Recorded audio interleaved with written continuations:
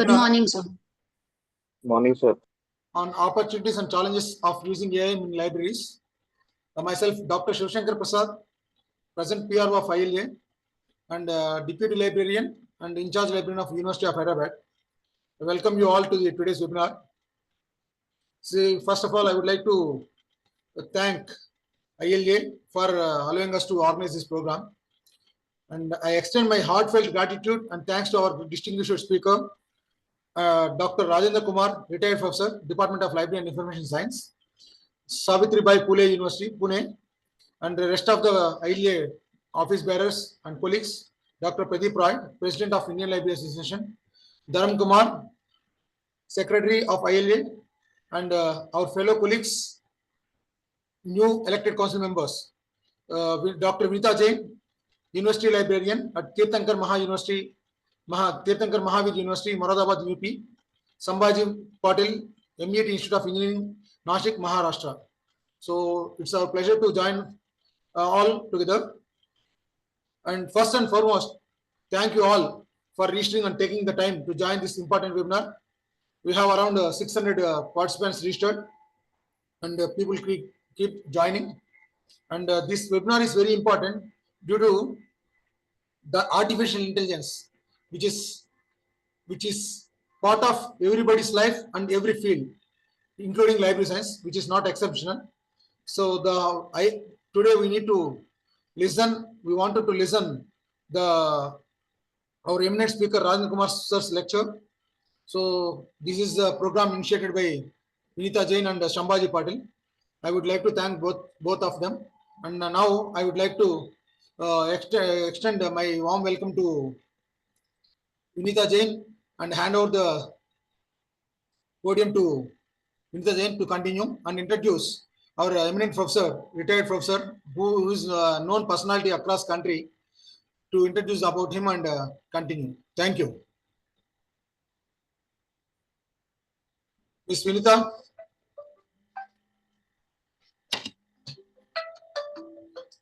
Vinita, are you there? Yes, sir. Yeah, you please continue. Yes, sir. Thank you, sir.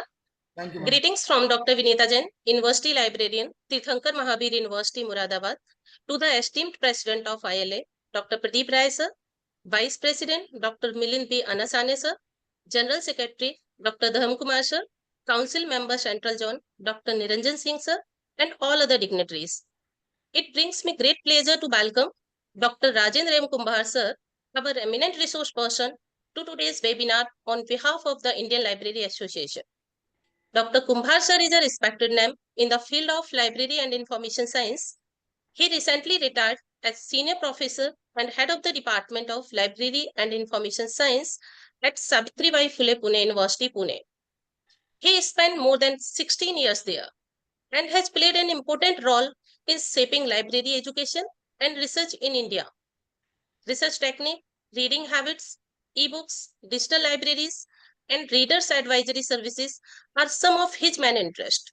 With more than 20 papers presented at various conferences, 23 books, 6 book chapters, and more than 49 research articles.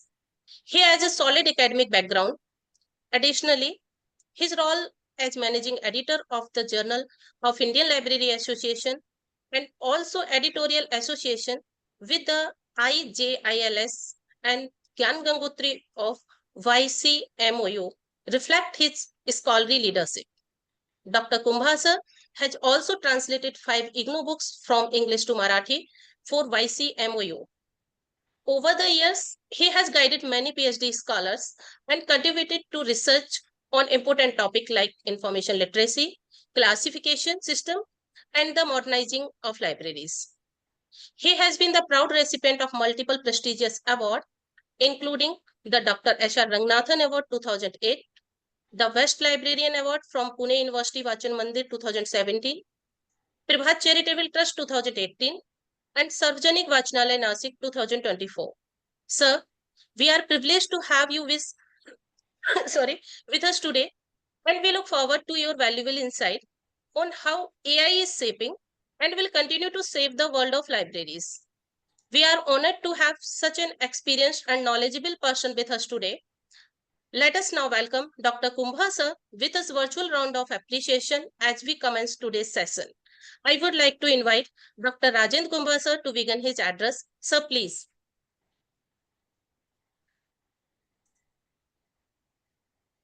Thank you, madam, Hello. for your nice introduction. Thank you, sir. The President of the Indian Library Association, Dr. Pradeep Rai, General Secretary of the Indian Library Association, Dr. Dharm Kumar, all the office bearers of the Indian Library Association, my fellow professionals. This is indeed a very good initiative by the Indian Library Association where they have a genuine interest to actually bring the stalwarts in the profession in contact with the fellow professionals. This is indeed an opportunity to share knowledge on both the sides. So I appreciate the efforts that are put in by the office bearers, particularly the people who have been given this task, Dr. Sambhaji Patil and of course Dr. Vinita Jain. Friends, I learned that this is the just 1 minute. This is indeed the first of such a venture that has been undertaken by the Indian Library Association. I'm proud that the topic selected for this particular webinar is really apt to the today's time, the artificial intelligence. We all know that it has really moved the world in many directions in every aspect of human life. The artificial intelligence is making its impact, maybe to some extent we can say even an encroachment on the routine library activities the AI has. And with that reference, our libraries need to actually change, adapt, accept, and of course always be ready to face the challenges also when you are thinking in terms of the new adaptations. So I'm going to talk about what are the opportunities when it comes to the using artificial intelligence in libraries, and of course the challenges. Every new opportunity, as usual, brings challenges also. So let us see what are those challenges and opportunities. Before I really go into the opportunities, friends, let's remind ourselves that we have to have a passion now for the AI. We have to have a friendship with the AI. We cannot actually work in the today's world by any sort of opposition to the artificial intelligence, because we live in the world of technological solutionism. Yes, every problem that the human society faces, the individual faces, now has a solution that comes from the technology. And that is the reason we have to be passionate about. We have to be friendly about the technology, because every solution is coming from the technology. And we know that the artificial intelligence is one such technology. Rather, actually, it is a group of technologies. It's not a single technology. The AI uses, for example, robotic science. The AI uses the natural language processing. The AI uses computer vision and algorithms. Even the knowledge from the other disciplines and subjects like psychology, linguistics, philosophy, everything has been consolidated to develop the super technology. As on today, at least we can say it is indeed a super technology. And we know that, as I was talking in the very beginning, it has influenced in every aspect of human life. May it be the your medical science, your health, be education, be the farming, the industry, the business, everything. So today's society is indeed highly influenced by the information technology and more specifically the artificial intelligence. At the same time, is it that the all other fields have been benefited by the AI and not the libraries? Not at all. Libraries too are actually getting the benefits of artificial intelligence. We have to take note of it. Yes, it is indeed a beneficial technology when it comes to libraries and their functioning. And that is the reason, considering these aspects, considering the multifaceted solutions the AI provides, we have to have a very friendly relationship with us. What I am going to talk about, not actually where the technology has already been used in the libraries. Mostly, I may not talk about it. I am more interested in actually what are the possible uh, applications where where we can use the artificial intelligence in libraries. What are the segments and the areas and the activities and the services where the artificial intelligence can be very beneficial? So from that point of view, I mean, so wherever it has been already used, I am not going to talk about it, not going to refer about it. So I go specifically, where are the opportunities? I have identified about 5 to 6 areas where there are opportunities. And the very first one is reading analysis. Friends, let us remind that to ourselves. For most of the routine activities, you are already using the AI or maybe any aspects of the technology. What now I foresee the AI's opportunities is almost 60 to 80% it is related with tracking data, analyzing data, and using the same for making decisions. And from that point of view, what I find, there is a large scope for using AI for reading analysis and at the same time also for converting yourself as analysts. So reading analysis is an activity where you can use AI. Quite possible you may even become an analyst. So that is there is a business analytics as a new field has been coming, is coming. Is it there a new field, a new job opportunity upcoming in the field of librarianship, exclusively reading analysis? Now, why I am actually listing reading as the first one is a reason for that. Because I believe that reading is valuable, is so important, so crucial as far as the individual is concerned, even the society and in the library. Why? Because from the individual's point of view, friends, remember that it is reading that brings transformation in your personality. It is reading that changes you within and makes you a updated personality. Reading brings a new version of yourself. Every reading, it converts you into a better personality.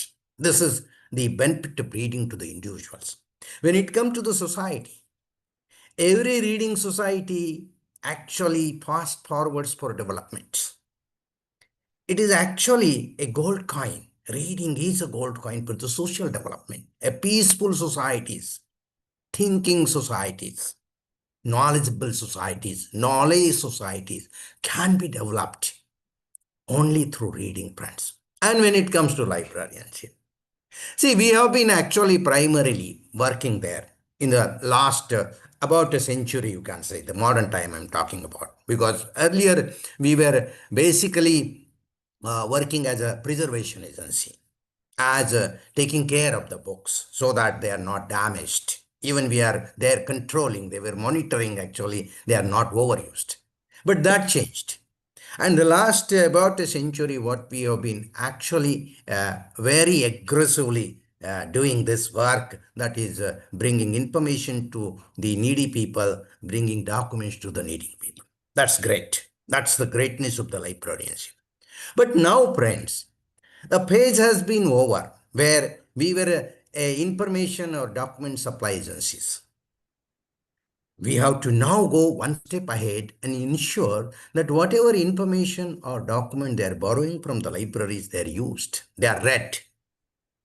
Their reading is so important because unless and until any type of reading, whether it is academic reading or whether it is been sometime called as a leisurely reading, I have my own conservation about it. I say it is reading for personality development. So that type of reading, unless that, whether it is academic reading or reading for personality development, unless that is sustained, librarianship may not sustain. Because it is not just collection and organization of reading material, the library's goal. Now the goal has to be changed. Our goal has to be now reader development. Our goal has to be actually inculcating reading habit and marketing the value of reading, importance of reading, and thereby actually developing readers. And for that purpose, reading is so valuable. Now, there our role has to be like a guardians of reading. Yes, we have to protect this habit, friends. And only we as library professionals have that capability. And we should be now share that responsibility. Yes, we are guardians of reading where we create new readers. We sustain the habits of the existing readers. We take the reader to the next stage of their reading. We promote quality reading. That is what I mean by, and thereby we ensure that the whole society is a reading society. There I mean guardians of reading. Now, when it comes to performing the role of Okay. guardians of reading, we need to track reading. Yes. So it was What do you mean by tracking reading? That's what I was just talking about. See, a book has been issued from the library, whether it is a public library or academic library or research library. Ultimately, the 291. library will get benefit of that issuing of the book, circulation of the book, conditionally that has been read. And there, this tracking of reading is now enabled, which was up till now very difficult to actually track it. And maybe the further development in the artificial intelligence will enable us to be reading trackers. So we need a system to track reading. Why? Because we want to know the factors influencing reading interest. See, unless we are knowledgeable about, it is like, a doctor, unless he is knowledgeable about the types of diseases and then the medicines developed, manufactured for that and all that. Similarly, we must know as a librarians, what are the factors that are influencing this reading interest? See, of late we have been hearing, reading, and yes, observing. True, that reading has been affected after the emergence of the technology. If that is the case, is it that actually the family background affects reading?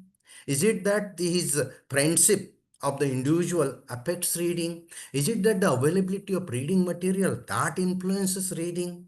Is it the availability of a specific type of reading material that influences reading?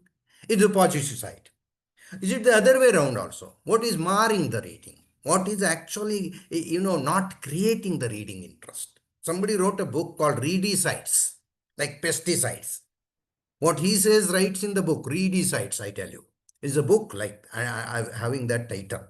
And there the writer says that there are many agencies, they actually demolish, they finish, they affect adversely the reading interest. So we must know, and there the AI will help you know, because AI is based on psychology, AI is based on your activities. Every single movement of a person can be tracked. So similarly, and even your thinking can be tracked. What is going on in your mind? You see, the Facebook asks you the question. Similarly, we should be able to track, and if it is not possible today, this is an appeal to you people. through you, you should actually insist the technology developer, the AI developers, we should have such types of mechanism so we are able to know what ultimately makes a reader or marks a reading interest. The another opportunity why we want actually to be a reading trackers, because we want to know the place, time and companion used for reading. Yes, friends, look, we ultimately must know what type of place that is encouraging reading, motivating reading. We have to be, this is what I mean by depth of the research. Here, we have to be very, very cautious about whether a corner affects, whether a place with full of lights up makes reading pleasant, or whether it is even a place like garden motivates to read. What room of the house also. Yes, apart from, of course, the libraries. We cannot now there separate, where he is reading. Every place, wherever he reads is so important. And that's why we must be able to know where he reads, what time he reads. Yes, because see, we as guardians of reading, we must be able to guide, advise, suggest which time is suitable. For that purpose, you must get data and analyze it. Who is going to do that? That's the AI is going to do it, or even companion. See, it has been said that reading is a solo activity. Yes, but at the same time, no, in the education, we are getting the benefits of what is called as a collaborative learning. Is the collaborative reading also going to be effective? We don't have much research right now on it. So, AI will help you to give a concrete data, analyze data to take a decision, because probably when he or she, the reader, is in a company of parents, friends, teachers, librarians, when they are companions, is it actually the reading flourishes? Is it that the reading becomes more productive and pleasant? AI will help you to track that. We should also further track, and through that tracking system, reading tracking, I'm saying, we should be able to know styles adapted for reading. See, vocal reading, sometimes they want to actually utter the word loudly while reading. Children do it mostly. It has got its own plus minus. Or sometimes even they don't even move their lips, not at all. Yes. Sometimes actually they read it, what is called as a rapid reading, fast reading. That is another style of reading. So, and they are not, I have not completed, I have not listed everything. There are so many styles of reading. Now, we must know which style suits to which style of reading. Can we there be advisors of reading where you will be able to say concretely, this is the style suits to your personality. So go by that style and you will have a converted yourself into avid readers. That is another reason why we should be able to track reading and impact of reading. See, Brent, we have almost been stopped at that juncture that a book has been issued. And anyway, some section who are attendees here and otherwise also librarians must be thinking, okay, our role is finished. We made it available, that particular reading material he was interested in. No, friend, we have to go one step ahead. This is the modern time, where we should be able to track what change has brought that reading to that particular personality. Is it that? So this impact is parallel to what the UGC's, the government's new education policy, the national education policy has brought. What is that? Learning outcomes. This reading impact is nothing but actually reading outcomes. We have to work on that. What is the outcome of reading? For example, I got a particular tip or trick. Using that, my financial transactions are going to be more secure. I learned actually through reading that my own particular style of behavior is not very, very good. So I want to change impact of reading, because now I have started behaving differently, more positively. That is impact of the reading. So on your psychology, on your transactions, in your behavior, in your interpersonal relations, in your business, in your education, in your family life, social life, reading makes an impact. Only thing, we have not yet been thinking about it. What is the impact? Because we believe that, and thereby want you to step over, go ahead of that circulation documents.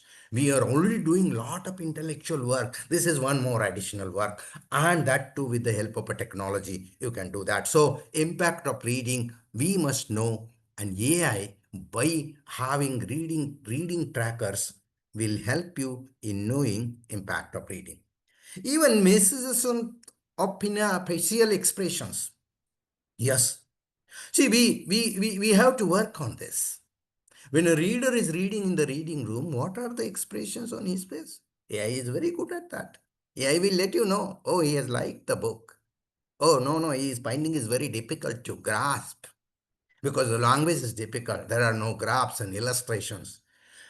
Could be a number of reasons. And these impacts of the reading have been ultimately brought to you through the expressions of the reader, facial expressions. Who is tracking it? The AI will help you know, so that you can develop more, what you can say, friendly libraries, friendly systems, where he will certainly see the moment he is entering into the library, there should be actually a pleasantness on his face, and while reading, that should be continued wherever he may be reading. And there is the scope for using AI for tracking this, and reading gap analysis. See, what happens is that when we conduct research, we always try to find out the gap, which is the area where no research has been conducted, and that becomes your research problem. Correct. Point is that if you take a person of any age, say for example, a student who has completed his 10th standard or 12th standard, recently the result have been declared. How many books he was supposed to read by this time, and has he read that many? You'll be saying, whose business this is? Yes, it is indeed our business. And AI will help you. Otherwise, it is difficult. When a person reaches to his age of, say, for example, 25, 30, that is the first few years of his after graduation and getting jobs, how many books and which books probably he must read? I tell you, friends, there are certain books which must be read to pass that particular time span of your life. Then that particular time span becomes really, really productive. Teenagers and maybe young age and young adults and maybe even senior citizens. Now, in any given specific lifespan, age of your life, is there a reading gap at present? It's a challenging topic for even research.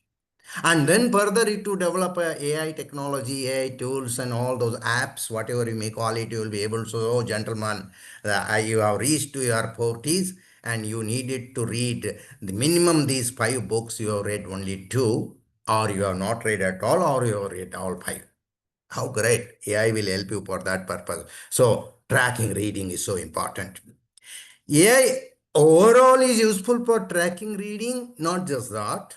Beyond that, it also helps you to find correlations between one behavior and the another behavior, one aspect of reading and another aspect of reading. As I said, say for example, a financial condition of a person and reading, is there any correlation?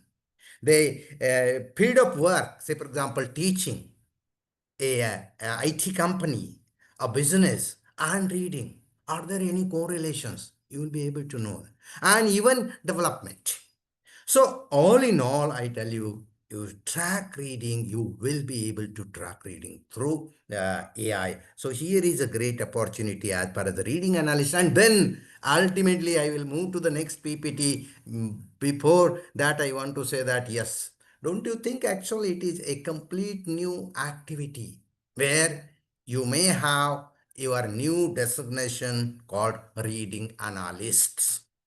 They will be so important in the future world where the reading analyst, like a data analyst, business analyst, will be able to give pinpointed information to the individuals, to the libraries, to the other concerned societies and agencies so that they are able to take decisions. This will be a new opportunity even in the period of job. The second area where I feel we have a tremendous scope for applying artificial intelligence as far as library is concerned, and that is reading prescription. Sometimes this is also called as reading recommendations. Recommendation is the term that is getting settled. Earlier it was called reading advice. But there are changes in the terminology, in the nomenclatures also. And it seems that my own experience is that recommendation is going to settle down. But I love the word prescription. Now, whether you call it actually reading recommendation, reading advice, reading suggestion, reading consultancy, they are actually part of the same basket, where the librarians are supposed to advise reading. Friends, let me tell you, any profession's basic service is advice. It is said that professions are occupations which provide advice. So medical science, so the field of law, so the field of management. Look, these are the professions. Recognized two professions, well recognized, I will say, is medical science and of course the legal profession, law profession. In both these fields, actually, the professionals practice the act of providing advice. Medical science, of course, we know that the doctors give a prescription slip, no doubt about it. Even the advocates do the same thing. They advise their clients. Point is that we believe that librarianship is a profession. If that is the case, what is our genuine role? Is it only the managerial activities that becomes the core part of our activity, or the core part of a profession is advice? And this is a book written by Susskind and Susskind called Future of the Professions. In this book, he says that in future, only those professions will survive. This is a book published by Oxford University Press, Future of the Profession, where the authors very clearly say that only those professions which are able to provide advice will survive. Further, of course, they say this is a book published around 2015. AI was around that time. Now it is a fully flourished discipline or the technology. Now, point is that do people need advice? Do readers need advice? Do they want to get consultancy, reading consultancy from you? Do they want to hear from you? You read these two books and your purpose will be served. Whenever a reader come to the library, he is going directly to the librarian, expressing his requirement, and the librarian is saying this one article, one thesis, and two books, and one encyclopedic article, and one specialized journal, and one highly cited article. These are sufficient for your purpose. Don't you think that is a prescription? So the core of the library profession in future is going to be reading advice, reading recommendation. Friend, already there are a number of agencies doing it. Curation, that is sorting out and feeding and providing the very, very relevant document to the user. That's prescription. The YouTube is doing this, reading your recommendation, viewing recommendation. The Amazon is doing it, the recommendation for all sorts of products that they are selling. Netflix is doing actually, they are providing recommendations based on your past viewing experience, based on your past purchasing behavior. Look at that.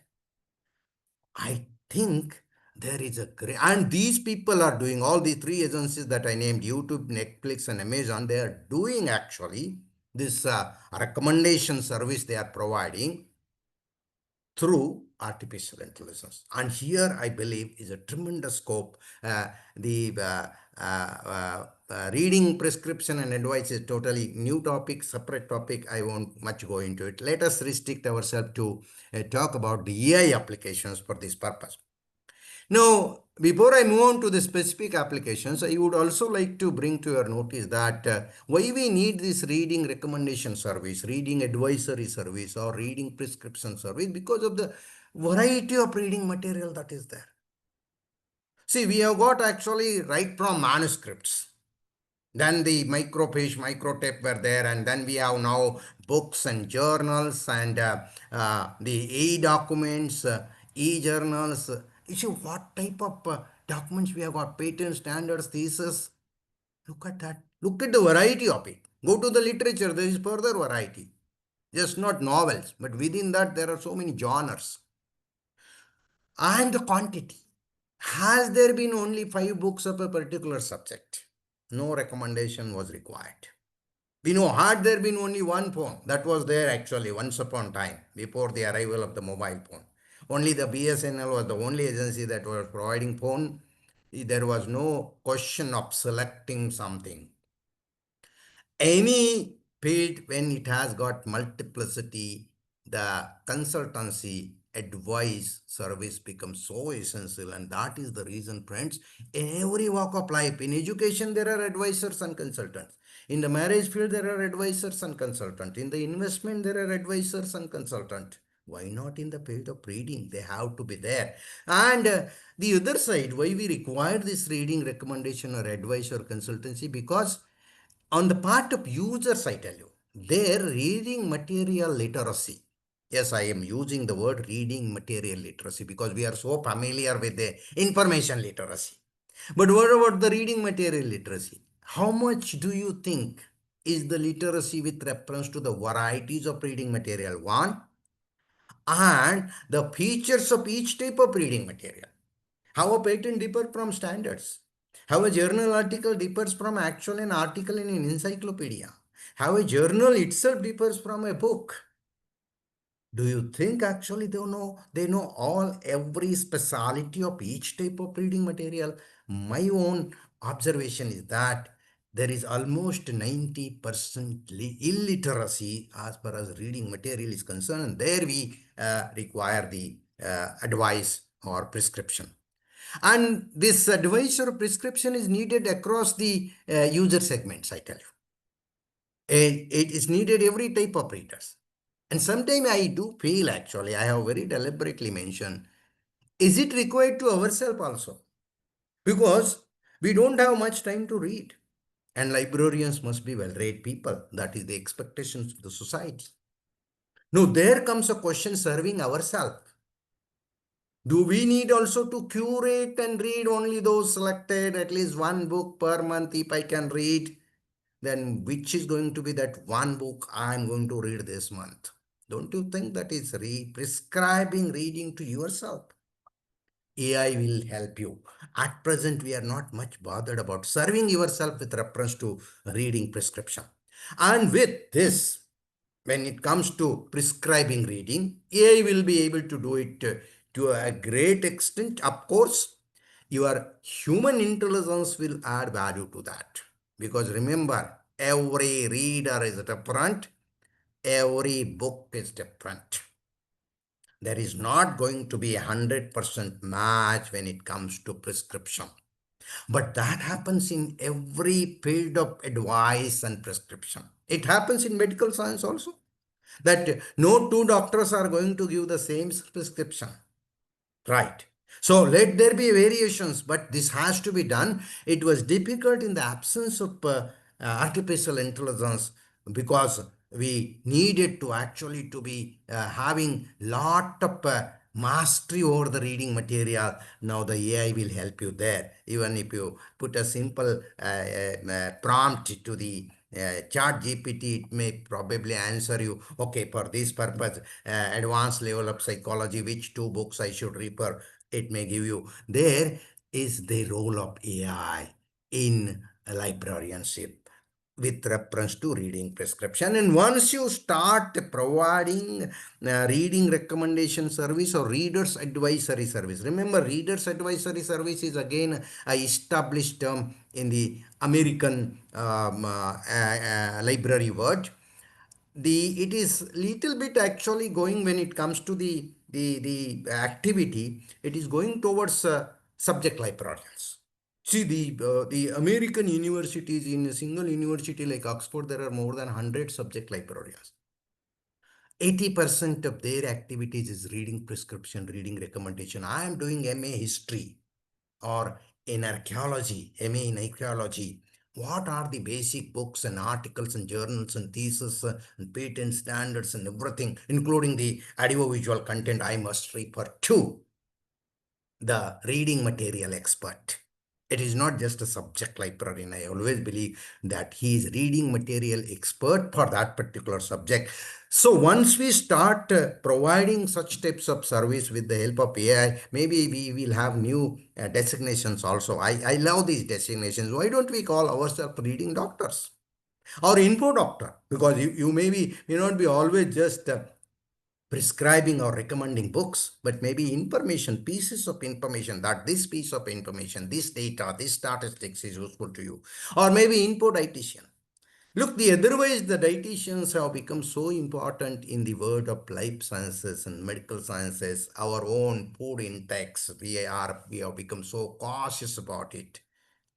Don't you think actually? Can there be information obesity also? It is indeed. At present, all our users are bombarded with information, bombarded with reading material. How many articles?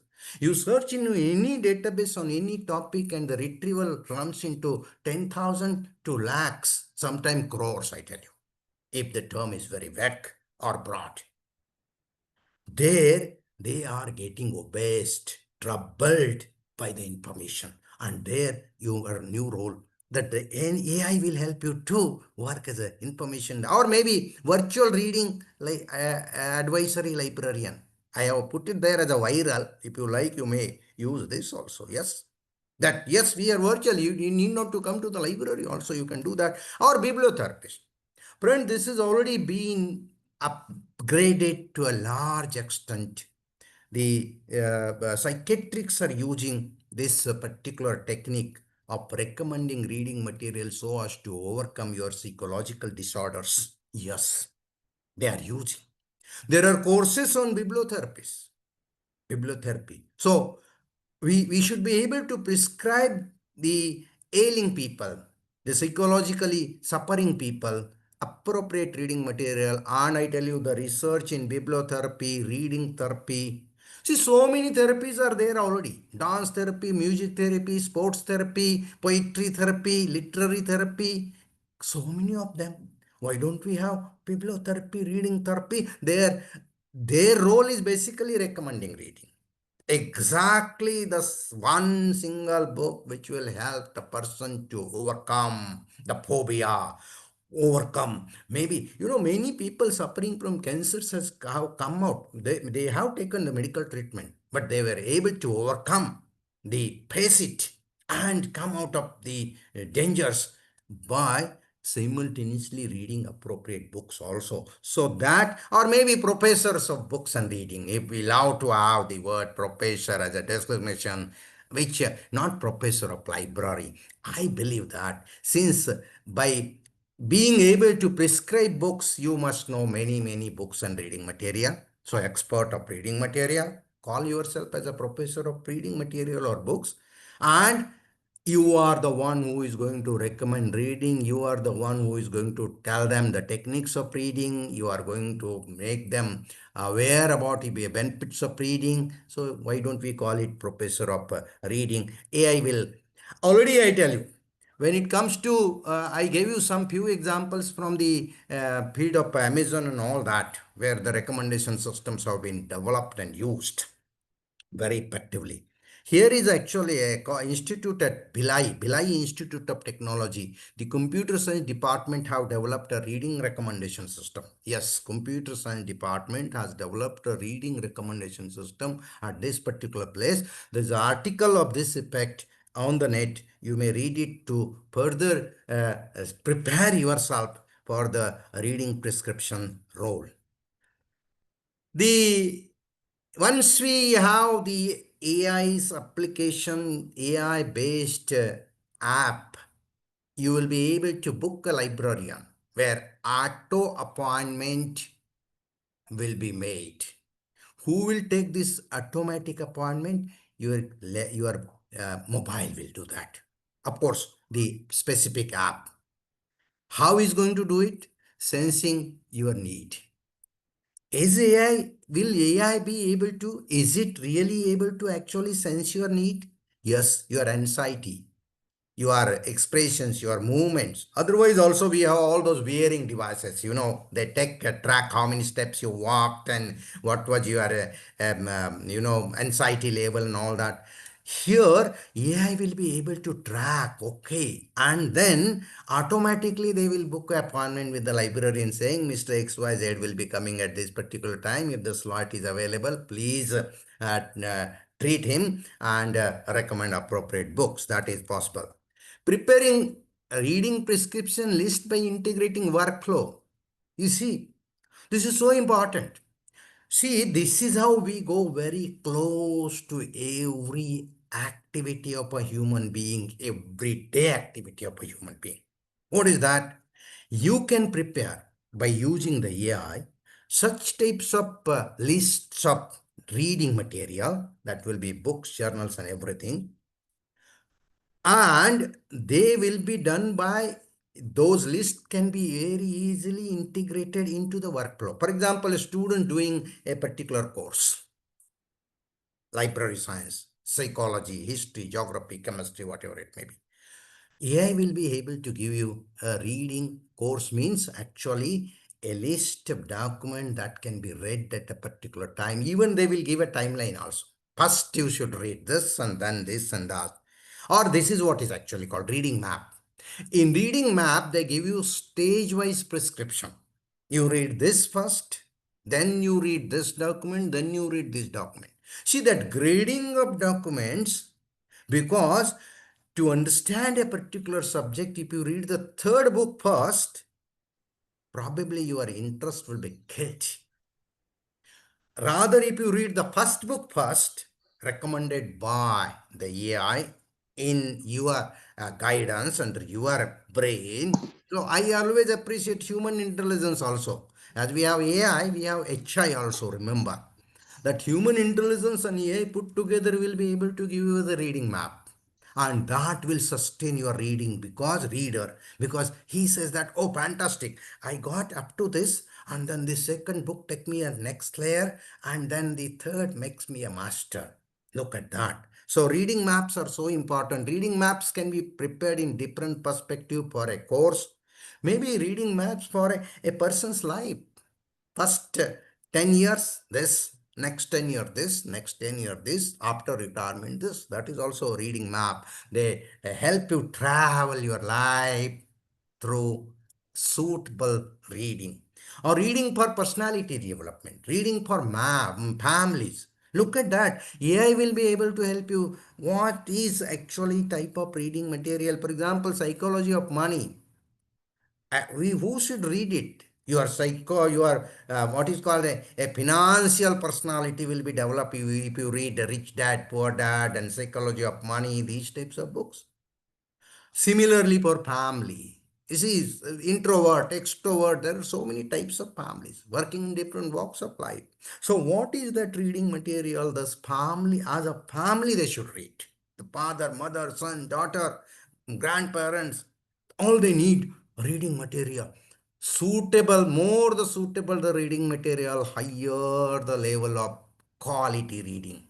And for that purpose, to ensure that suitable reading material is going for all these purposes, AI is so useful, I tell you. We have a tremendous opportunity of using that. Or even creating a reading challenge. Look, youngsters, how they can be attracted to reading. For example, a person who has just joined first year science college, first year engineering college, or maybe first year master degree program, and he claims that he is actually well read. Can we give them such challenging book? Can we create a challenge reading in the year 2025? 25 books to be read. So 2 books per month, or maybe 12 books, or maybe 6 books as a challenge. Now, to select those books, this is all exercise of selecting, I tell you, friends. A lot of role librarians themselves can play in bringing right book to the right reader with the help of artificial intelligence. Where the data will come for all this? For reading prescription, these are the data actually. Reading behavior, search behavior, and feedback behavior. Reading behavior, I already told you, that tracking system, where they read, what time they read, what type of reading material read, what style they adapt, and all that. And their search behavior in OPACs and databases, that will help you to get data to help them help you prescribe reading material. And then feedbacks, you may actually collect it through the readers. The next area where we have an opportunity of using AI in libraries is your OPAC, both in creating an efficient OPAC and also in using it effectively. Both are very important. It's not just the creation part. We are not happy with that. We want whatever AI OPAC I have created, it must be used extensively. It must be used effectively. Where AI can be useful in this exercise of OPAC creation use. These are some of the areas. Auto integration of taxonomies. Taxonomies are the terminology used by people. The word folk talks about people. So, folk literature, that is the people's literature. Now, we all know that when we create OPAC, we create subject headings.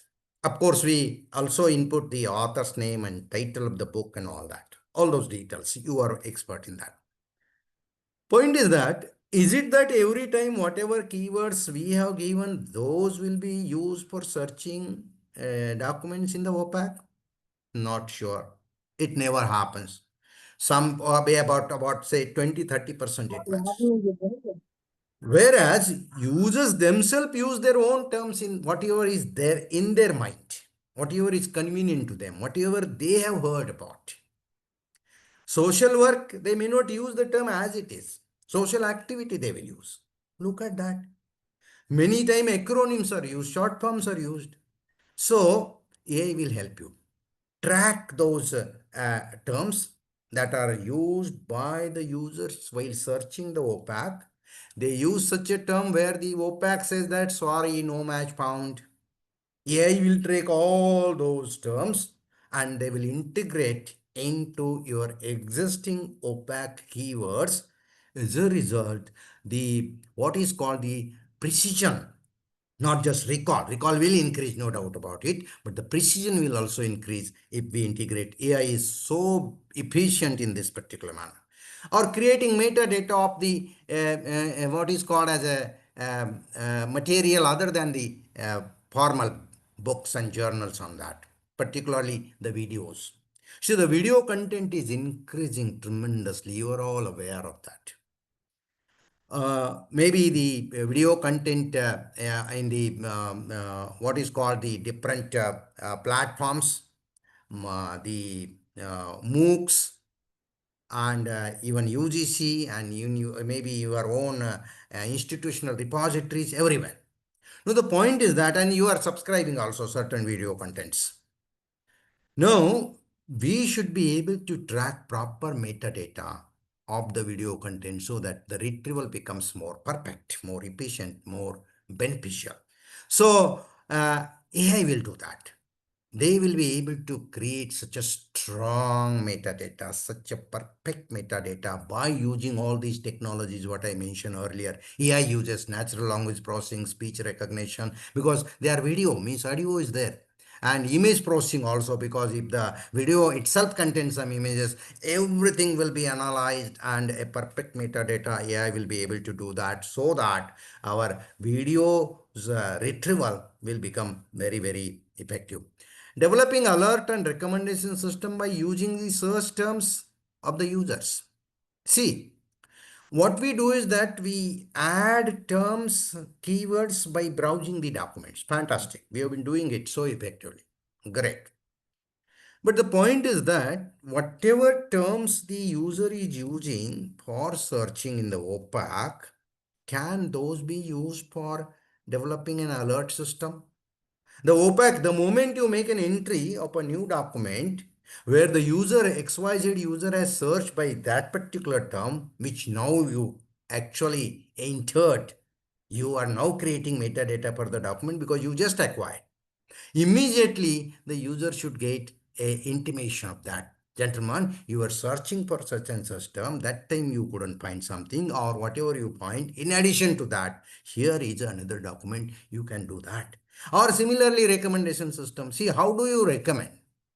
How do you know what they are searching? OPEC is a fantastic mechanism. It reflects the requirements of the reader, I tell you.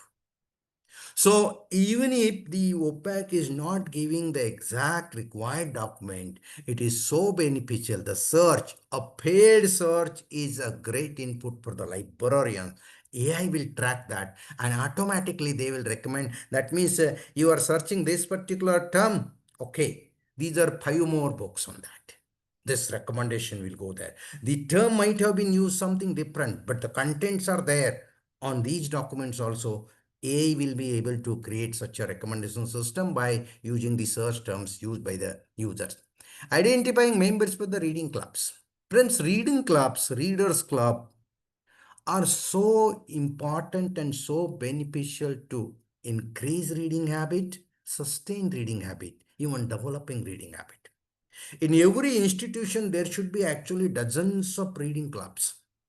Reading clubs for each type of subject, reading club for each genre of the literary work, reading club for the self-help books, whatnot.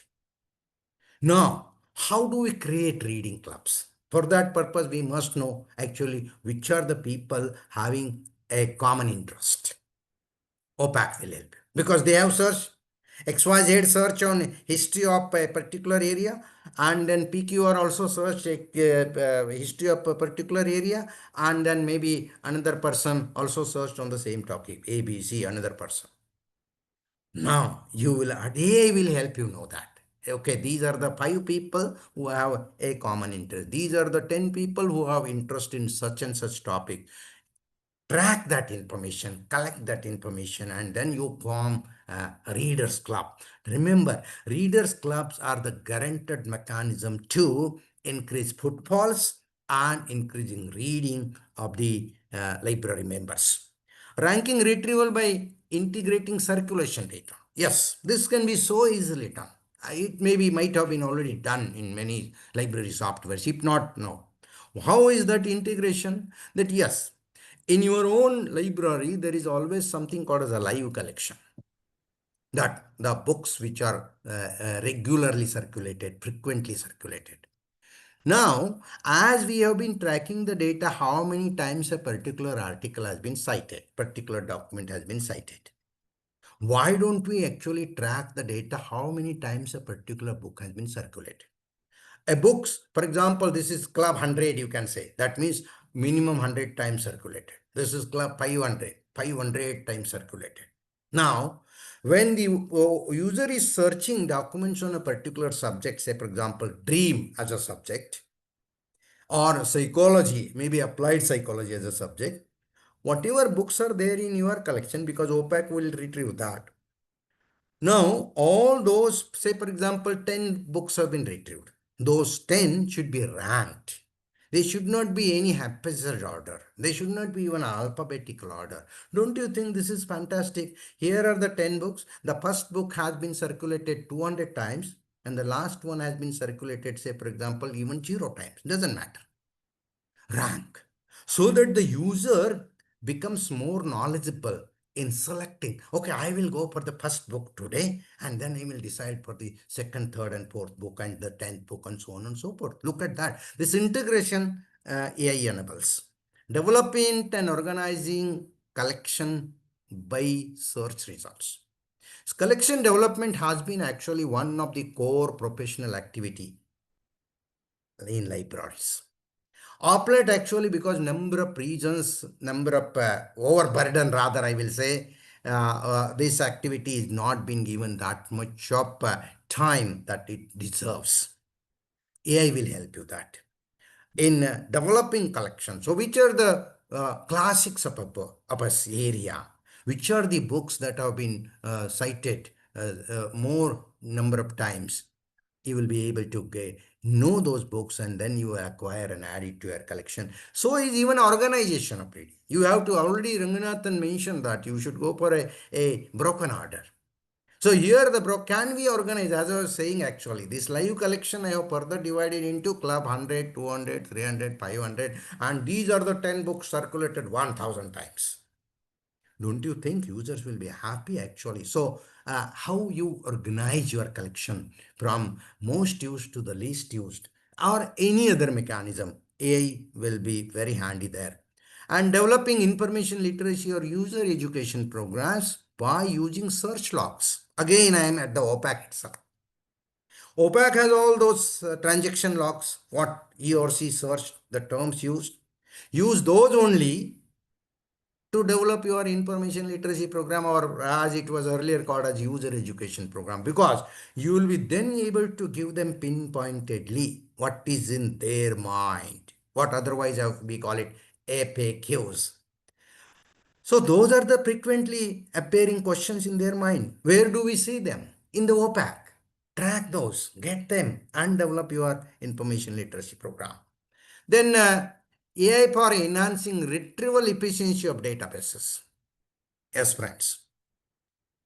See, now there is no library, I think, except public libraries or school libraries where there are no databases. We are basically database libraries, modern days. Great. Point is that each database again contains such a huge number of documents. And even though they are trying to develop the superfine retrieval system, still we know that there is a lot of scope for improving precision. Recall is fantastic. Rather, we know higher the recall, less the precision. We have learned this equation. So here is the scope. What is that? With AI, you can actually develop a customized thesauri, ontologies, and taxonomies, which are further improved versions of thesaurus. See, thesaurus is a document, is a tool where it gives you actually those graded terms, broader term, narrow term, equivalent terms, related terms, so on and so forth. The thesaurus-like tools, and then further, as I mentioned, ontologies and taxonomies, these are the tools that ultimately help you to first find the proper term for searching. If you have a proper term, correct term, precise term, your retrieval is going to be absolutely precise. And that is the great pleasure and productivity of your retrieval system databases. So you can integrate it. You can get it customized for your own institutional scope of subjects.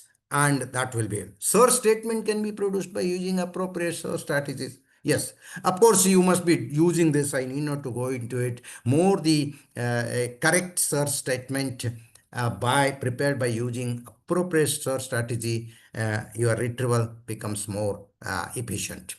Text analysis, this technique, I will be talking something about the content analysis, but we hear text analysis. This is used at present by the JSTOR, where you actually select a particular paragraph, input it into the JSTOR's input systems, and the JSTOR database itself will browse, analyze the keywords from that paragraph, and then they will identify keywords and they will search and present you the results. This is the same story. See, because the user says that this article is useful to me, but I don't know actually henceforth I will search by using which terms. This happens to us also. When the user says that I'm working in this particular area, select a core article, select the particular content of it, input to the AI system, and they will be able to actually analyze it and give you perfect keywords, which will have a very positive impact on your retrieval. Deduplicating is possible, but many systems are doing that. I need not to talk about it. Filtering and ranking of retrieved documents. This is so important, I tell you. You go to most of the databases, they are not ranking the documents. If I use any of those databases, I don't want to name them, anyone, even the open access or free databases, everywhere, how the retrieval is ranked, why a particular article comes first there. No logic. Many times they keep it as a business secret. Sometimes they, of course, allow you to arrange it by in the chronological order, maybe alphabetical order, but that is not actually the suitable mechanism of organizing the retrieval. We ultimately should be able to filter it perfectly. The retrieval is too much. Filter. You know, there is a author called Clay Sirke. He wrote an article. It's available on the internet called Filter Failure.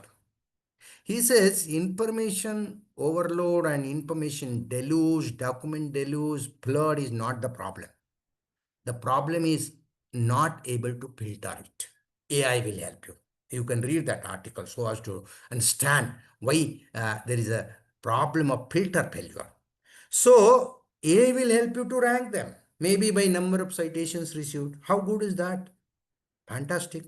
Or maybe by the author's what credentials, the institution's credentials, they will be able to filter and rank them 1, 2, 3, 4. A fantastic facility, opportunity AI is providing. You can tap that.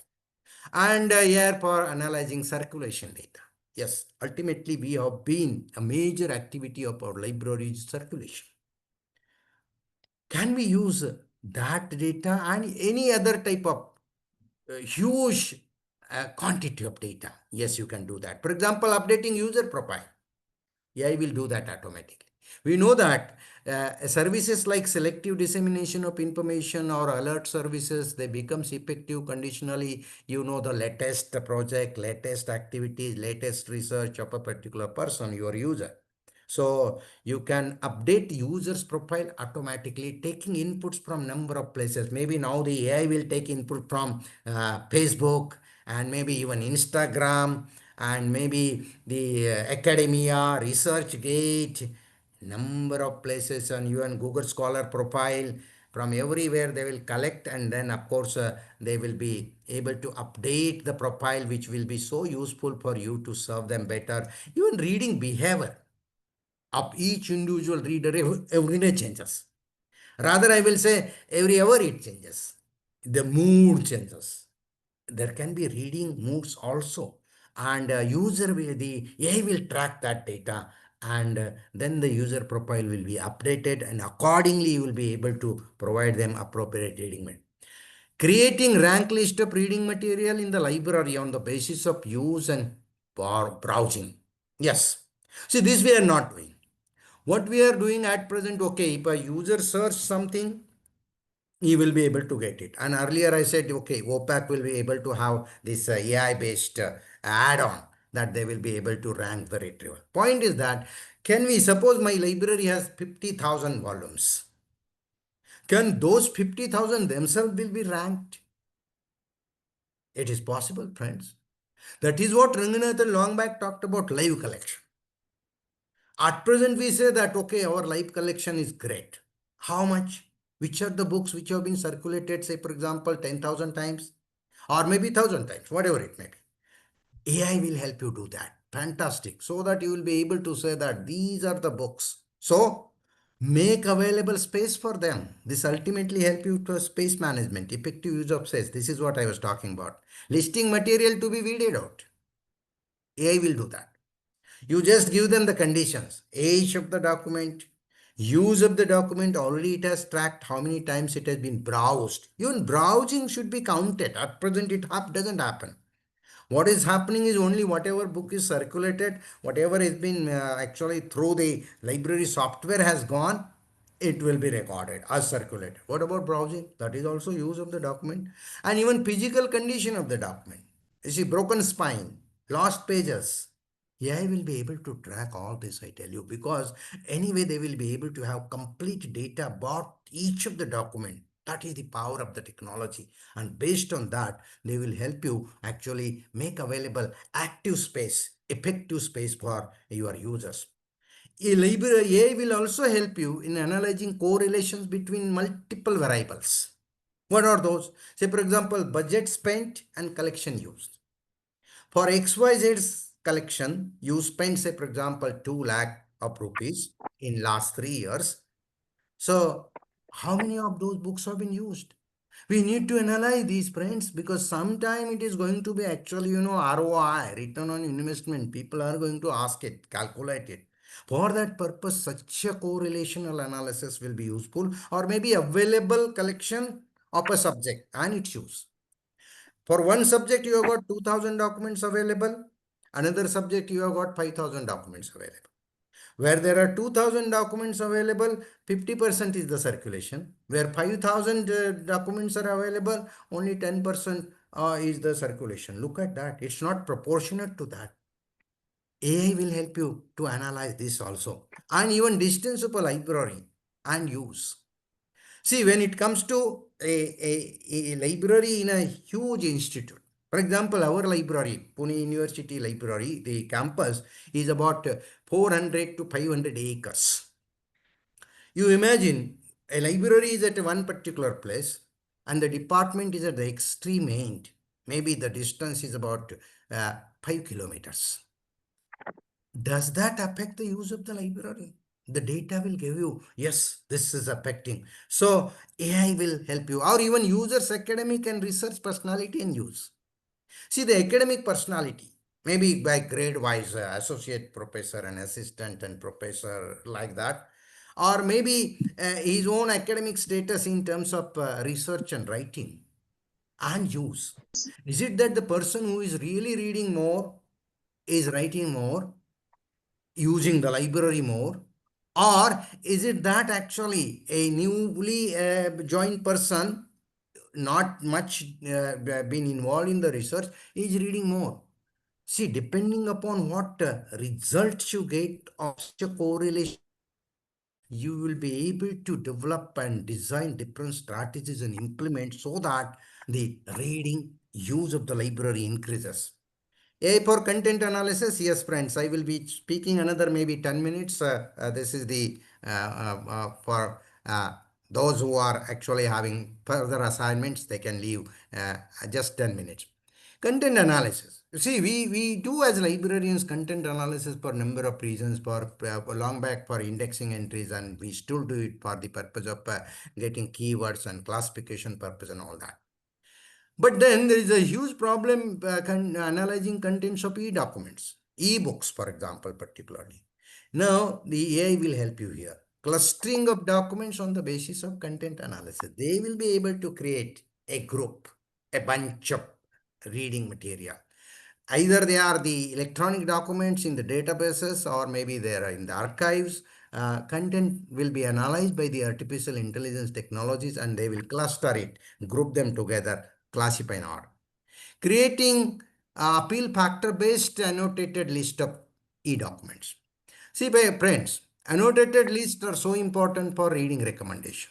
This topic, this interest, this is the list. More the ready-made list, better it is. As you go on compiling customized list, better it is. Right. How do you do that? Where is the time for that? AI is at your help. AI is your assistant in this case.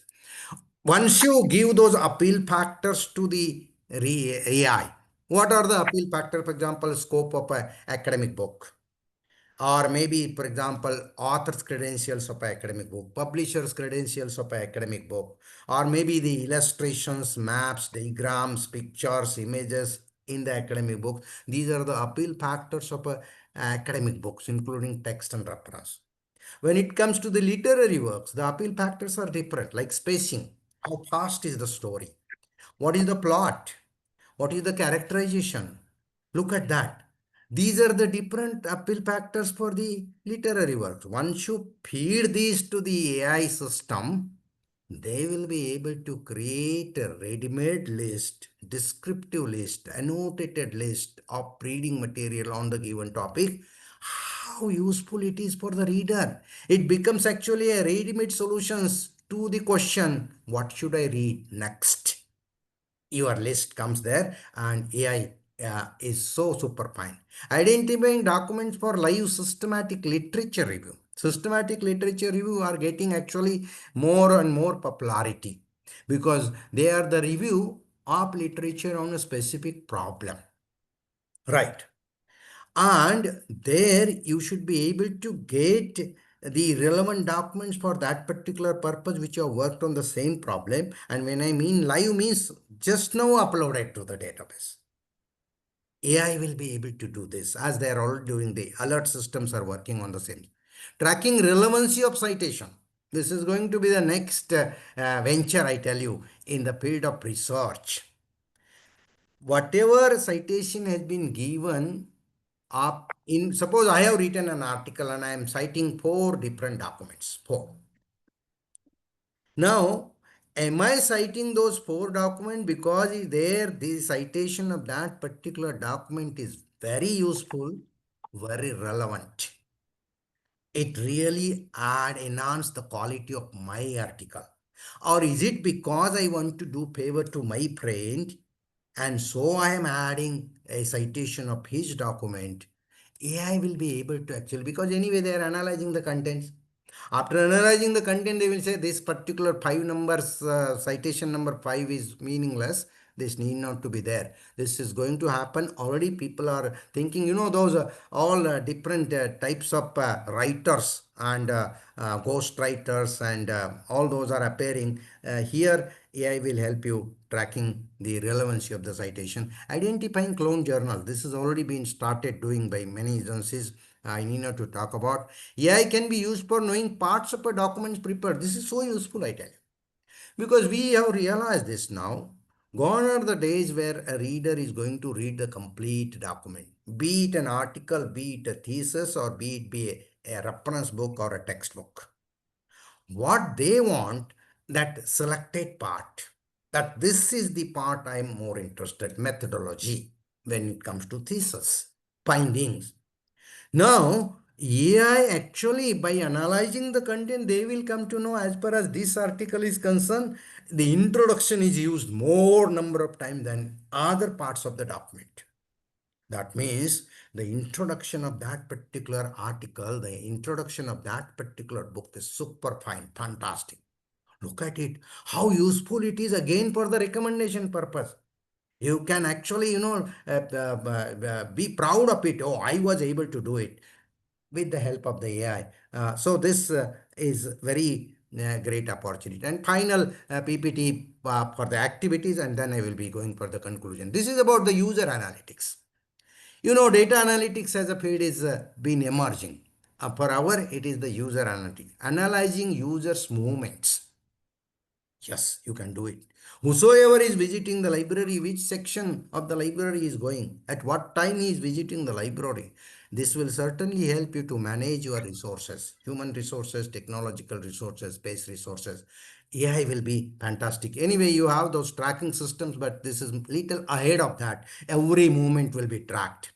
Tracking and analyzing users' activities. So once he goes into a particular section, what he does he search? Does he reads? Does he writes? Does he discusses in the reading room?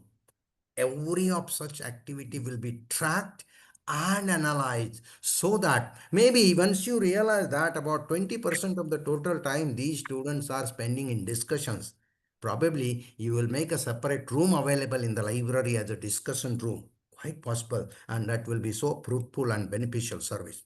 Correlating and predicting user behavior. Yes.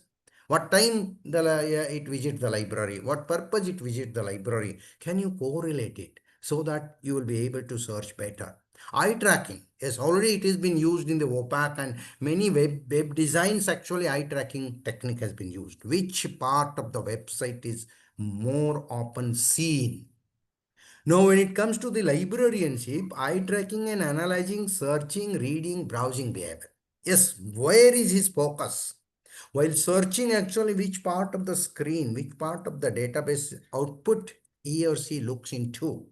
So important. While browsing also, What is his browsing behavior? For example, does he goes from the first page to the last page, one to one, vertical, horizontal? All this will help you to develop your systems befitting to that particular behavior. Even reading behavior, when it comes to the eye tracking, for example, as I said, there is a readers who read without moving their lips and neck and all that. On this, you can track, develop systems. Analyzing user sentiments and developing services and facilities. Yes, this is going further to non-physical ventures, because eye tracking and all that, that all depends upon the eye movement, eyelids movement. But in this case, what happens? What is going on inside their mind? Those sentiment analysis is so important. I feel so pleasant when I come to the library. I'm so afraid I may not be actually getting good treatment. Look at the two sentiments. These types of sentiments you will be able to track with the help of AI, and then obviously we will be able to have more friendly, more productive relationship with the users. That is AI's help. Analyzing users' keywords and auto-updating users' profile. This I told you earlier when it comes to OPAC, but this is otherwise also. Anywhere they use the keywords, you can use it. Identifying sources relevant to users' requirement. This you can also user analytics. You can do it here. How many of the sources were actually relevant to his requirement? If you analyze that, what was once upon a time was called a fill rate. Fill rate means how many of the requirements were fulfilled. Similarly, you can know this actually, the fill rate. Accordingly, you can develop. Auto communicating users' behavior. Yes. See, whatever may be the user's reading behavior, of course, we have restrictions to that. Whenever I mean user behavior, it is the reading related behavior, library use related behavior.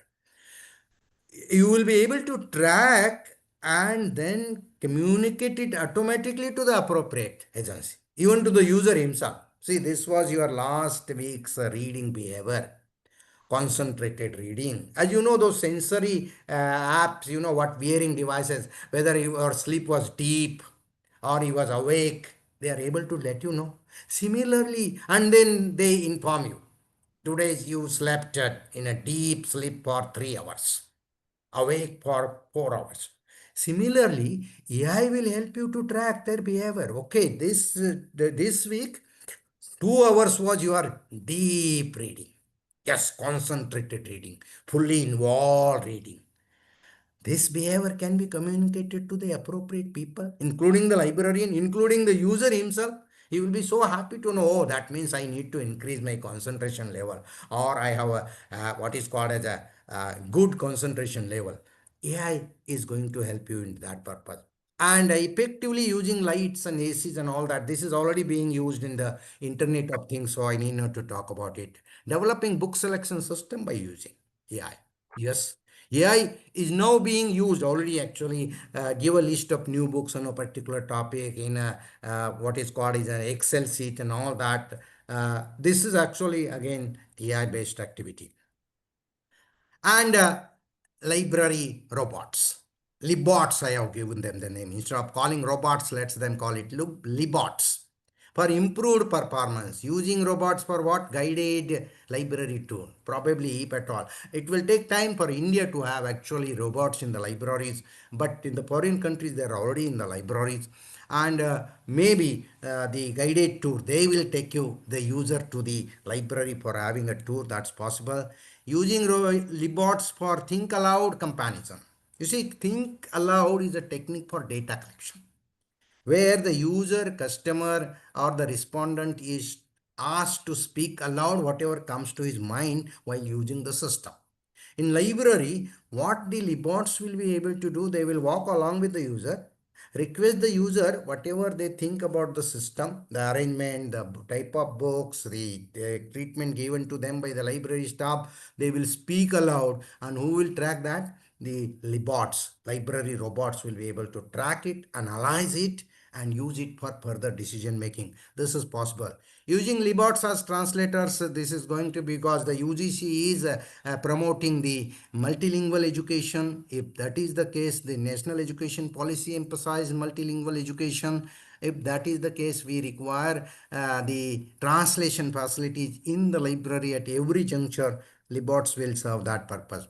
Creating digital assistant librarian for information literacy. Yes, the Libots will work as information literacy librarian. That library robots will be there to serve. Creating an citation and plagiarism literacy, again the Libot will work there as a human being actually, and using Libots for outreach agents in academic institutions, quite possible. If they are ready to go there on the war fronts, quite possible they will go to the different sections and departments and then help you to work as your own. And then of course there are many applications, friends, there. Just few challenges I have to talk about. One is lack of infrastructure. We all know that using AI in the library, using technology in the library is a costly venture, and libraries always have the financial crunch. Considering that, that is one of the challenge. Insufficient skilled manpower, gradually that is increasing. Many of you people have upskilled yourself. So, but still there is actually the lacuna is there. We are in the process of upgrading ourselves, and the new task, new course coming to the library is probably more trend, but we require actually still some modules, some inputs for upscaling as far as AI is concerned. Issues related with ethical use of AI, this is the greatest challenge, I tell you. I talked about tracking this, tracking this, analyzing and using. Everything was about the user's physical movement, physical way, user's thinking, and eye tracking and all that. Everywhere, and what document they are reading. Everywhere, actually, it is quite possible may encroach upon their privacy. This is in fact an international issue. Every agency is very cautious about. They are trying to evolve some ethical code of conduct for using the AI-based technology in the respective walk of life. Even in case of libraries also, we have to come out. This is the professional's responsibility. It is you people's responsibility and capability also. You can come out with a ethical code for using AI in libraries. This will be so useful research actually, and a document. AI is increasingly used in libraries, very true, I already mentioned, and for efficient library services and products also. In sum up, I must say that I believe that you people are already upgrading yourself. I did mention that. Conduct, this is an advice. Conduct and publish more research and case studies of use of AI in libraries. That will be so beneficial for the library fraternity. So to use it for their further development. Keep exploring new applications. I have not, I don't claim to be that I have listed all the possible applications of AI, the opportunities. Keep exploring and keep talking about it. Wish you all the best for using these technologies in the libraries. And I thank the Indian Library Association, the President, the General Secretary, all the other office bearers of the ALA, and of course, you, the audience, for being patient to listen. Thank you very much.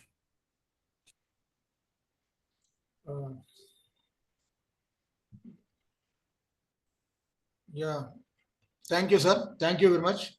And I would like to thank especially you for giving such a good and expertise on AI. And you covered many areas: content analytics, AI for user analytics, robotics, everything almost you covered using AI for all the functional areas. I'm very thankful to you. And now there would be little questions, one or two questions, sir. Shall we proceed for questions, sir? Yeah. Go ahead.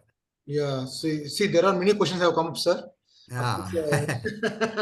Let's Maybe try to answer. Yeah. because this is a new topic. Many have Yeah. a curious to find many things, not one or two, including ourselves.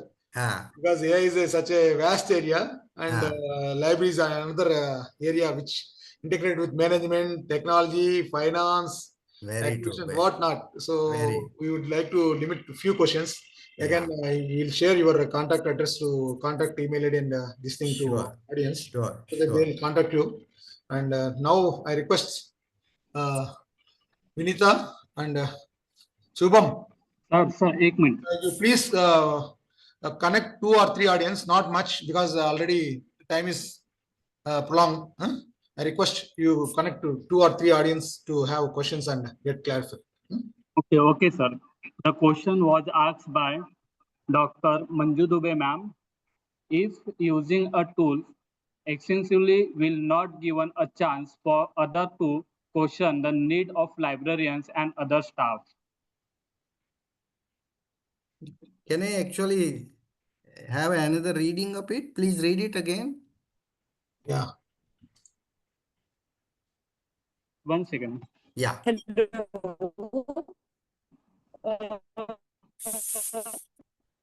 Sir, can I directly put the question to you? Good Sure. afternoon, sir. This is Most welcome. Most welcome. That's good. That's good.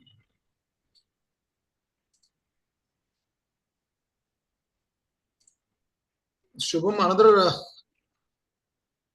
participant. Ma'am, Dubey, ma'am.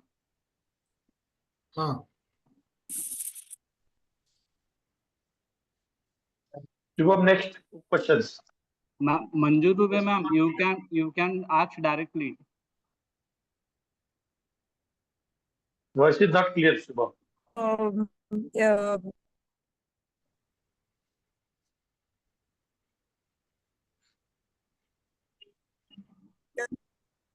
we have AI tools and all. That is my question. And another one is about the cost. How cost effective it will be. Because when we talk about AI tools, there is a software, no doubt, but we also need certain hardwares also to make it fully implementable. So this is my question, sir. This is what when I talked about the challenges, I talked about the infrastructural challenges. See, infrastructural challenges, as you have noticed it very correctly. Using AI in libraries is a very, very costly venture, no doubt about it. And the other side of it, as you have opened the topic, which I did not touched upon, is that what will happen to the human workforce? What will happen to the jobs?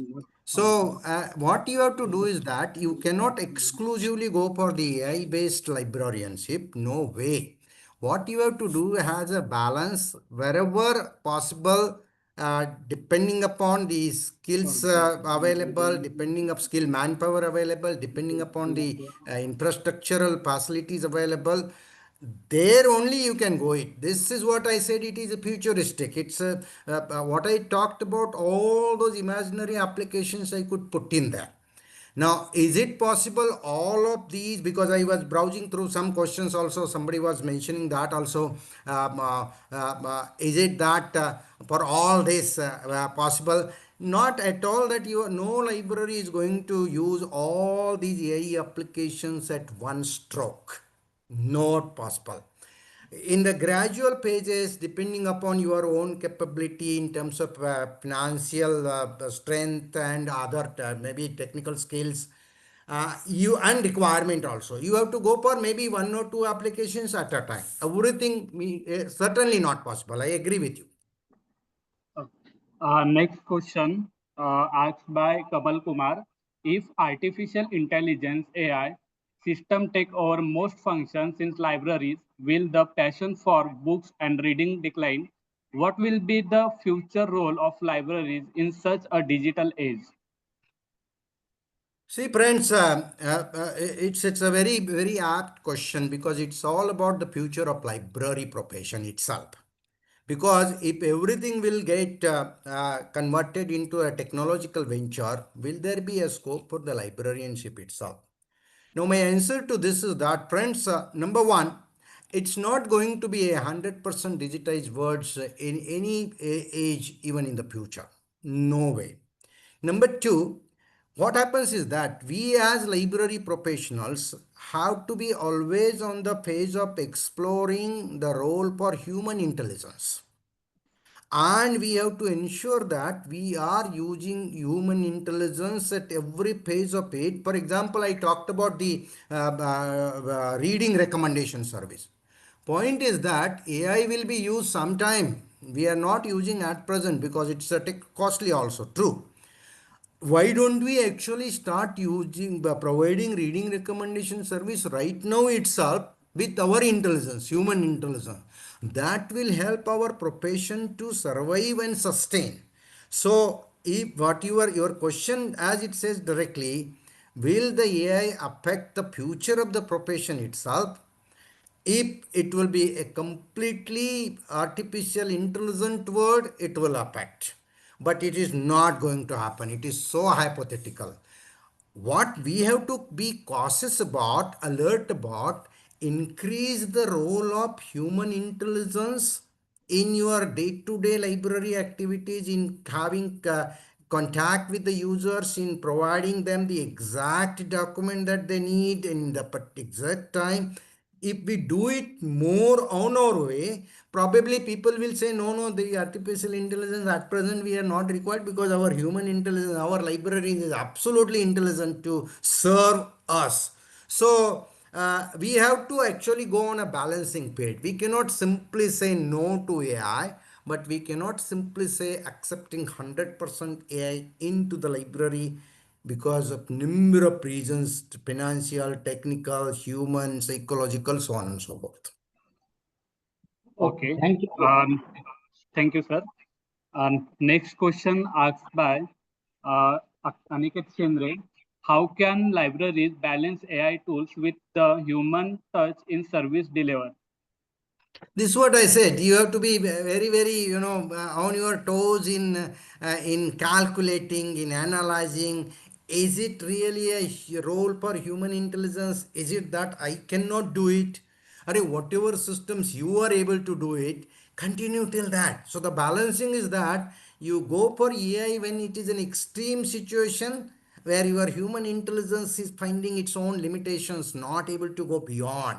There you go for AI. Still that you work without AI, as we are at present doing. Remember, we are at present working fantastically, no doubt about it, with always having an eye for improvement. So that itself is a way of balancing.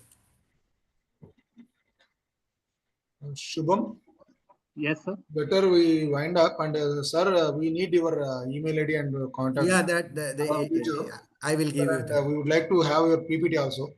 And Sure, Yes, sir. sure, happy sure. to hear a wonderful presentation. In fact, Fantastic. and still, whatever we learned, we wanted to learn something more than this thing. And we need your expertise all the time. Not only anything, we would contact you.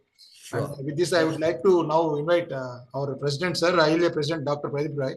He would like to say a few words. So thank you very much, Rajendra Kumbhar, sir. We will be grateful to you, and Thank you. thanks to hear you. Dr. Pradip Rai, would you be available? Yeah, sir. Now I would like to invite Dr. Pradip Rai to say a few words and continue. Thank you. Hand over to Pradip Rai, sir. Namaskar to all of you, and I am thankful to Professor Kumar sir. He has always been the guiding source for the professionals and especially myself. Thank you, sir. And my dear professionals, senior professionals who are in this webinar present through the board or through the YouTube access. Really, it is the need of the hour to aware about the AI as indicated by Professor Kumbhar, and I am agree with the sir point of view that we cannot change each and everything in 100%. And these all senior professionals know about it. From 1969 onwards, we were thinking about the paperless society, but till now, without the paper, we cannot. And in my opinion, library professionals are the professionals who are, we can say, take the challenges at each and every time. If whenever we were student in the late 1980s or early 90s, there was question of automation, how it will happen and how the profession will go on, and there were challenges. But by the time our professionals expert in that particular area, not even one CDS ISIS software, later on so many commercial packages, and today even the Koha is taken care by the so many library professionals throughout the country, and they are the more experts. But as AI, so many opinions are there. My personal opinion may be different, but by the time we should learn each and every new technological techniques, and it is depending on the user's requirement and even our requirement, how much we can utilize for our services. Each and every device we are not using in our library services or even our syllabuses, and we are not teaching. So anyway, so this is the first webinar after the COVID time. In the COVID, we had a series of webinars, and now we have taken care. You may all aware that as the president, I have taken joined as or we taken the charge. So we thought ki we must listen the senior professionals like Professor Kumbhar and many more throughout the country, and this is the time, why not we utilize this facility of online gathering. And so this is one of the example, by the time we are using it. So I again thanks each and everyone, participants, especially the team members who really work hard for this. Dr. Sambhaji, Dr. Milind, Dr. Vinita, and all other professionals. Dr. Prasad, naturally, he is one of the Harshit, Saheli, and Shubham, as well as so many persons working behind it. However, the thanks part is with the vote of thanks person, but being president, it is my duty to praise all these persons before the professionals. And I request all the professionals kindly help your professional association by giving your inputs in intellectual part as well as so many other parts.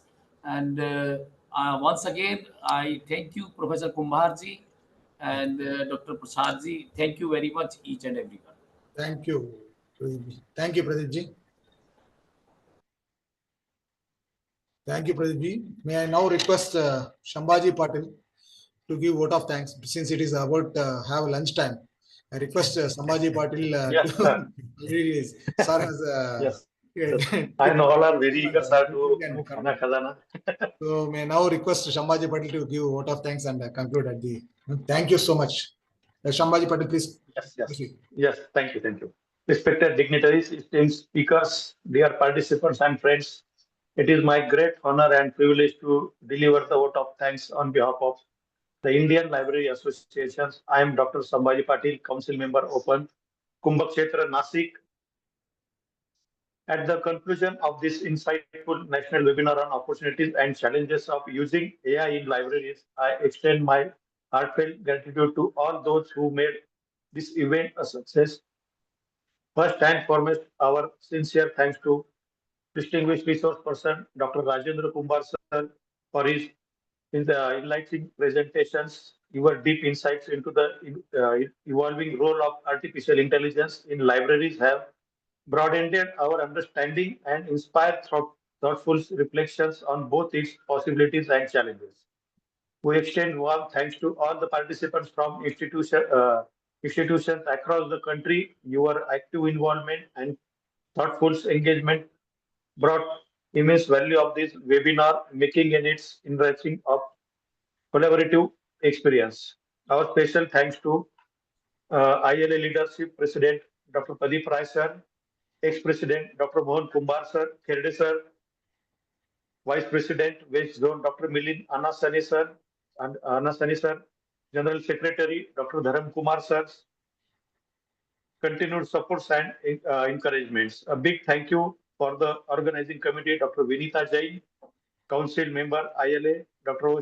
Shiv Shankar Prasad, PRO ILA, and our dedicated technical support team, Dr. Hitesh Brijwasi, Mr. Harjit Singh, Ms. Saheli Atram, and Mr. Shubham Masurkar for their behind the scenes efforts that ensure that the smooth executive of the programs. Finally, heartfelt appreciations to the Indian Library Association for providing this platform to explore and discuss the futures of library science in the age of AI.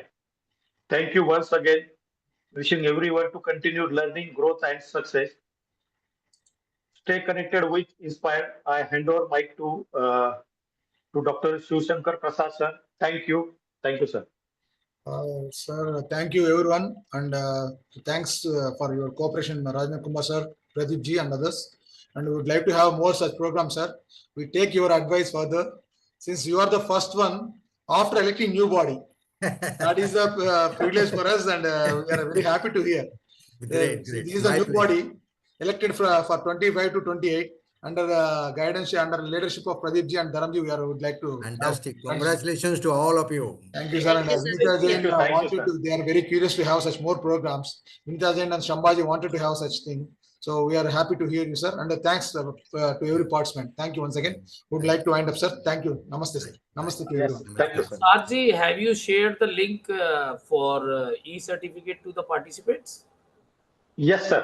Yes. And request all to give your feedback. That is more strength for us for further. Feedback also. Even in the chat box, you can share so that Yes, sir. I already shared it, sir. Thank you.